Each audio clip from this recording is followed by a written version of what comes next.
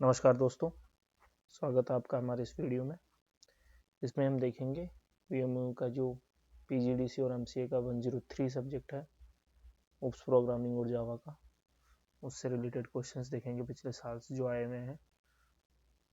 तो पहला ही जैसे क्वेश्चन रहता है कि व्हाट इज कंस्ट्रक्टर। तो कंस्ट्रक्टर क्या होता है? एक स्पेशल टाइप ऑफ मेथड होता है in object oriented programming that is automatically called when an object और of a class is created. यानी कि अगर अपन सी प्लस प्लस में या जावा में कोई भी क्लास बनाएंगे तो वो क्लास बनाते ही एक कंस्ट्रक्टर ऑटोमेटिक बन जाएगा, ऑटोमेटिक क्लास बनती है, वो क्या होता है? कंस्ट्रक्टर होता है। और it is use to initialize the object properties with default values के साथ ये स्टार्ट होता है। इनहेरिटेंस क्या होता है? काफ़ी क्वेश्चन आता है कि इनहेरिटेंस क्या होता है। तो इनहेरिटेंस जो है वो फंडामेंटल कॉन्सेप्ट है उसका, that allow a new class, जो डेराइव करेंगे अपन खुद बनाएंगे, जो नई क्लास बनाते हैं, to inherit properties and method from an existing class. यानी कि एक पहले से जो क्लास बनी हुई है उसकी प्रॉपर्टीज को जब एक नई जो क्लास बना रहे हैं वो अगर यूज करती है तो उसको इनहेरिटेंस कहते हैं। इससे होगा क्या कि जो कोड की रीयूजेबिलिटी है, किसी एक ही कोड को बार बार यूज किया जा सकता है, वापस कॉपी पेस्ट करने की जरूरत नहीं होती है, वो चीज़ इसमें हो जाती है। डेटा टाइप्स क्या होते हैं? तो डेटा टाइप्स जो होते हैं वो specify the type of data, यानी कि डेटा है वो किस टाइप का है उस चीज़ को स्पेसिफाई करता है। जैसे ये लिखा हुआ है तो ये कैरेक्टर टाइप का है या स्ट्रिंग टाइप का है या इंटीजर टाइप का है, ऐसे डबल है, फ्लोट है, ऐसे अलग अलग खूब सारे होते हैं। तो जो डेटा है, कौन सा डेटा अपन इनपुट में ले रहे हैं उसके टाइप को डिफाइन करता है। डेटा टाइप कैसे होते हैं कि जैसे वेरिएबल जो होंगे वो वैल्यू को होल्ड कर रहे होंगे तो कैसे हो सकते हैं? इंटीजर हो सकते हैं, कोई नंबर हो सकता है, फ्लोटिंग हो सकता है, जो डेसिमल वाले नंबर होते हैं, फ्लोटिंग पॉइंट नंबर्स। कैरेक्टर हो सकता है कोई सा भी एक, मान लीजिए सिंगल कैरेक्टर ले रहे हैं आप तो वो कैरेक्टर हो सकता है, या कोई स्ट्रिंग हो सकती है कि वो लिखा हुआ पूरा सेंटेंस है वो तो स्ट्रिंग हो सकती है। They determine the operations that can be performed on the data and the amount of memory allocated for it. इन सभी डेटा टाइप्स के लिए अलग अलग मेमोरी एलोकेशन भी होता है।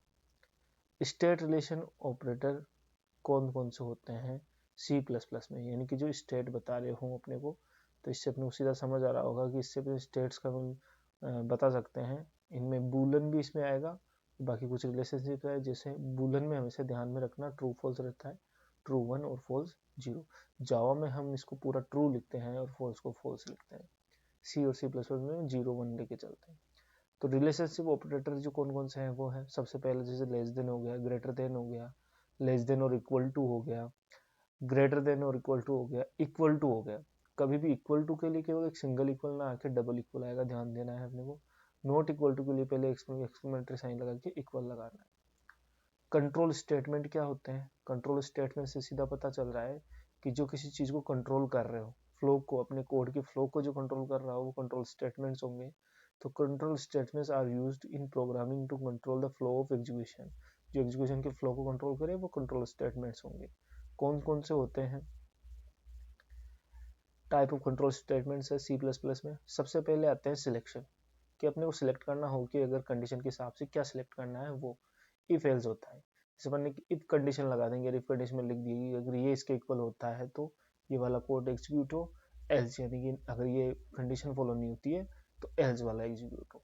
तो इफ ब्लॉक कब एग्जीक्यूट होगा? जब वो कंडीशन को फॉलो कर रहा होगा, और एल्स कर रहा होगा जब कंडीशन को फॉलो नहीं कर रहा होगा। तो ये है कि execute a block of code if a condition is true and optionally execute a different block of code if the condition is false। optionally इसलिए है क्योंकि if में तो अपन कुछ कंडीशन देके उसको एग्जीक्यूशन के लिए देंगे, else जरूरी नहीं है कि वो कंडीशन को वो आए या नहीं है, if जरूरी होता है बस। हो सकता है else में तो वो बाहर ही फेंक रहा हो। स्विच केस हो, स्विच केस में अपन क्या होगा कि एक केस दे देंगे भाई, ये फिर केस ये आता है।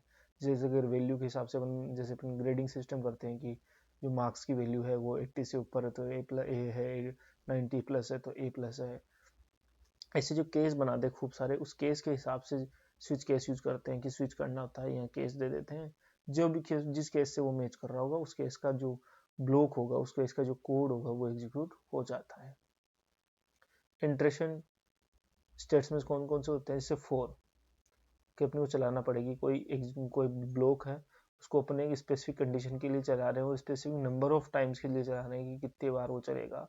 तो वो फॉर लूप अपना काम करता है कि मान लीजिए n इक्वल टू 0 से लेकर n इक्वल टू 5 तक चलना है, यानी कि 5 टाइम अपन लूप को चला रहे हैं, तो वहाँ अपन 4 यूज करते हैं कि 4 टाइम चलाना है अपने को, 4 या 5 टाइम जो भी चलाना है। वाइल कब यूज होगा, इसमें भी सेम होगा कि execute a block of code as long as a condition is true, जब तक वो कंडीशन ट्रू होती जाएगी वो जो वाइल का जो लूप होगा या वाइल का जो कोड होगा वो एग्जीक्यूट होता रहेगा। Do while execute a block of code at least once, इसमें ये था कि हो सकता है कि वो एक बार ही नहीं चले, वो कंडीशन फेल्स हो गई, फॉल्स हो गई, तो वो वाइल लूप चलेगा ही नहीं, वो एक बार में टर्मिनेट हो जाएगा। डू वाइल में क्या है कि कम से कम एक बार तो वो लूप चलेगा, उसके बाद कंडीशन चेक करेगा, अगर कंडीशन ट्रू होती है तो वो लॉन्ग एज चलता रहता है। जंप स्टेटमेंट क्या होते हैं कि अपने को जंप करवाना हो, तो सबसे पहला तो है ब्रेक, ब्रेक एग्जिट लूप और स्विच स्टेटमेंट, बीच में अपन ने ब्रेक स्टेटमेंट लिख देंगे कोड के बीच में। तो मान लीजिए किसी एक केस के बाद में अपन ने ब्रेक स्टेटमेंट लिख दिया, तो वहीं उस केस को वो फॉलो करेगा और उसके बाद जस्ट जंप करके वहां से ब्रेक कर जाएगा, बाहर निकल जाएगा उस पूरे केस के, नहीं तो वो कंटिन्यू दूसरे केसेस को भी फॉलो करता है। कंटिन्यू क्या होगा, skip the current iteration of a loop and moves to the next iteration, यानी कि वहाँ कंटिन्यू अगर अपन लगा देते हैं तो वो उसको कंटिन्यू रखता है और उसको मूव कर जाता है। गो टू क्या है, unconditionally jump to a labelled statement in the code, यहाँ कोई सा भी कोड होगा उसमें अगर अपन गो टू स्टेटमेंट लगा देंगे कि गो टू आगे कोई फंक्शन हो या कोई अपन जो स्टेटमेंट है लेबल होगा उस लेबल को इनिशियलाइज कर देते हैं, तो वो अपना कोड एग्जीक्यूशन होना वहां से स्टार्ट हो जाता है। Control statements are essential for creating complex and different and efficient program that can perform a variety of tasks based on different condition and inputs, यानी कि कोई सा भी अगर अपन कोड लिखते हैं तो हमेशा उसमें कुछ कंडीशंस होंगे, कुछ इनपुट्स होंगे, तो और उसके हिसाब से अपन कोड को बनाना होता है, तो उसमें अपने कंट्रोल स्टेटमेंट्स अपने को हेल्प करते हैं। काफ़ी कॉम्प्लेक्स जो कोड होते हैं वो इससे अपन आसानी से बना पाते हैं। ग्लोबल वेरिएबल क्या होते हैं, Global variable is a variable that is declared outside of any function or class, यानी कि जो वेरिएबल्स होते हैं वो अपन क्या करते हैं किसी फंक्शन के अंदर भी डिक्लेयर कर सकते हैं, क्लास के अंदर डिक्लेयर कर सकते हैं, और ऐसा वेरिएबल जो इन क्लास और फंक्शन के बाहर डिक्लेयर किया गया हो और जो एक्सेसिबल हो इन सभी में, पूरे प्रोग्राम में कहीं पे भी उसको एक्सेस किया जा सकता हो, वो होता है ग्लोबल वेरिएबल। जैसे मान लीजिए अपन कोई कोड लिख रहे हैं कि सी प्लस प्लस है, मेरा वॉइड जो माई फंक्शन है वो यहाँ स्टार्ट हुआ है, लेकिन मेरा जो वेरिएबल है मैंने int global count equal to 0, यहाँ मैंने इनिशियली उसकी वैल्यू रख दी 0, और ग्लोबल काउंट ये एक वेरिएबल बनाया है, इंटीजर टाइप का है, ये मैंने इसके फंक्शन से बाहर ग्लोबली डिक्लेयर कर दिया है। तो अब ग्लोबल काउंट मेरा माई फंक्शन भी यूज कर सकता है, सपोज कीजिए दूसरा कोई फंक्शन होता है कि केवल कोई दूसरा फंक्शन होता, तो वो फंक्शन भी इसी को ग्लोबल काउंट को यूज कर सकता है। एडवांटेज क्या होते हैं ग्लोबल वेरिएबल के, इजी टू एक्सेस होता है, global variable can access from anywhere in the program, पूरे प्रोग्राम में ग्लोबल वेरिएबल को कहीं पे भी एक्सेस किया जा सकता है। No need to pass as argument, argument की तरह इसको पास करने की जरूरत नहीं होती, इसको डायरेक्टली एक्सेस किया जा सकता है। एक्सेप्शन हैंडलिंग क्या होता है, exception handling is a mechanism in programming language that allow you to graceful handle error or unexpected event that occur during program execution. मान लीजिए कोई प्रोग्राम अपन ने बनाया है उसमें एरर तो नहीं है, लेकिन किसी इनपुट की वजह से मान लीजिए उसमें एरर आ सकती है या एग्जीक्यूशन सही से नहीं हो पाता है, तो उस टाइम की जो एरर होती है, ऐसी एरर्स को हैंडल करने के लिए एक्सेप्शन हैंडलिंग का यूज किया जा सकता है। जैसे मान लीजिए केस दिया है इन्होंने कि एक्सेप्शन केस से आता है, मान लीजिए कोई आपने डिवीजन करवा रहे हो, वो डिवीजन बाय जीरो हो जाता है, क्यों डिवीजन बाय जीरो कर रहा है, तो वहां पर वो रन टाइम एरर हो जाती है और रन टाइम एक्सेप्शन हो जाती है कि उस इनपुट आउटपुट की वजह से एक्सेप्शन हुआ और रन टाइम एरर हो गया, तो एक्सेप्शन ये हो गया। इसको एक्सेप्शन को हैंडल कैसे किया जाएगा, ट्राई कैच ब्लॉक के थ्रू इसको यूज किया जा सकता है। ट्राई कैच ब्लॉक होगा, ट्राई कैच ब्लॉक में क्या होगा, अपने को वो कोड जो जिस कोड में अपने को लगता है कि एक्सेप्शन आ सकता है, उस कोड को अपन क्या करेंगे ट्राई ब्लॉक के अंदर रखेंगे, ट्राई ब्लॉक में उस कोड को रखेंगे जिसमें एक्सेप्शन आ सकता है, और अगर उसमें एरर आता है, रन टाइम एरर आता है, तो वो उसको थ्रो कर देगा कैच ब्लॉक में, और कैच ब्लॉक से उसको हैंडल किया जाएगा कि वहां पर अपन को अपन स्क्रीन पे शो कर रहे होंगे कि डिवीजन बाय जीरो हो रहा है, इसलिए ये एरर हो रहा है। तो ऐसे करके अपन एक्सेप्शन को हैंडल करते हैं। Explain user defined and derived data type. ये क्या होता है? यूजर डिफाइंड और derived data type. User defined data type, user defined data type कौन से होंगे? These are data type that are created by programmer using language constructor like structure, union and class. Class भी एक derived data type होती है, union होती है और structure होता है, struct भी बोलते हैं। They allow you to create custom data types to represent complex data structures. Complex data structures हो गए, उनको ये derive करने के लिए user defined data type हो जाते हैं। Structure. A structure is a collection of variable of different data type grouped together under a single name. मान लीजिए आप इंटीजर टाइप और कैरेक्टर टाइप के डाटा टाइप बनाना चाहते हैं, अब उनको अलग अलग आप डिफाइन करें, या अगर आप एक्सट्रैक्ट करके इंटीजर टाइप को भी उसमें लिया है आपने और कैरेक्टर टाइप को भी लिया है, तो वो हो जाएगा अपने का स्ट्रक्चर टाइप का डेटा टाइप हो जाएगा। यूनियन क्या होता है? ये union is a memory location that can hold value of different data types at different times. Union में क्या होगा? मेमोरी लोकेशन होगा जो क्या करेगा कि डिफरेंट डेटा टाइप जो होंगे उनके डिफरेंट टाइम्स में मेमोरी एलोकेशन को होल्ड करके रखेगा। क्लास क्या होती है? A class is a blueprint of creating objects encapsulating data and methods. Class में भी क्या होता है? ऑब्जेक्ट्स को क्रिएट किया जा सकता है, एनकैप्सुलिंग की जाती है डेटा की और मेथड्स की, यानी कि उनको मिक्सिंग किया जाएगा, डेटा और मेथड्स को यूज किया जाएगा। डेराइव डेटा टाइप क्या होंगे? ये डेटा टाइप होंगे कि जो डेटा टाइप अपने पास पहले से एग्जिस्टिंग है उनका यूज करके अपन नया कंस्ट्रक्ट करते हैं, तो वो डेराइव डेटा टाइप होते हैं। कौन कौन से होते हैं? पॉइंटर, एरे और रेफरेंसेस जो होते हैं ये डेराइव डेटा टाइप में आते हैं। जैसे pointer, A pointer is a variable that store the memory address of another variable, यानी कि एक कोई दूसरा वेरिएबल होगा उसी को अपन पॉइंट करके एक दूसरा डेटा टाइप बना लेते हैं, तो वो डेराइव डेटा टाइप में आता है। पॉइंटर के थ्रू अपन उसको दिखा रहे होते हैं। एरे क्या होता है? An array is a collection of element of the same data type stored in continuous memory location, यानी कंटिन्यूअस मेमोरी लोकेशन में सेम टाइप के डेटा टाइप को स्टोर करके रखा होगा, वो होगा array. References, A references is an Alice for an existing variable, it provides another name for the same memory location. Same memory location के लिए ही एक अलग सा नाम वो दे देगा, तो वो होगा references. How do you reclaim the memory allocated to an object in C plus plus, यानी कि सी प्लस प्लस में कोई मेमोरी एलोकेटेड है तो उसको वापस से रिक्लेम कैसे किया जाए, इसके लिए पूछा गया है। तो सी प्लस प्लस में मेमोरी को वापस से रिक्लेम करने के लिए अपन क्या करेंगे? डिलीट ऑपरेटर का यूज करेंगे। क्या करेंगे? डिलीट ऑपरेटर का यूज करेंगे। For example, if you have a pointer PTR that points to a dynamically allocated object, मान लीजिए कोई पॉइंटर है पीटीआर, वो किसी डायनेमिकली किसी मेमोरी को एलोकेट कर रखा है। You can reclaim the memory using the statement delete PTR. केवल डिलीट पीटीआर लिखेंगे और वो मेमोरी को क्या कर देगा? रिलीज कर देगा और रिक्लेम कर लेगा। Describe any 4 basic principles of object oriented programming in detail, कि जो ऑब्जेक्ट ओरिएंटेड प्रोग्रामिंग है या जो सी प्लस प्लस है, इनकी डिटेल्स में बताना है कि इनके प्रिंसिपल्स क्या होते हैं। सबसे पहला प्रिंसिपल होता है एनकैप्सुलेशन। एनकैप्सुलेशन में क्या होता है?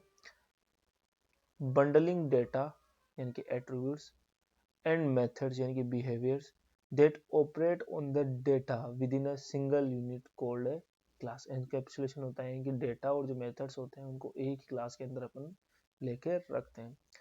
This hides the internal implementation details and protects data integrity, यानी कि डेटा इंटीग्रिटी को प्रोटेक्ट करेगा और इंटरनल इम्प्लीमेंटेशन करके रखेगा। एब्स्ट्रैक्शन क्या होता है?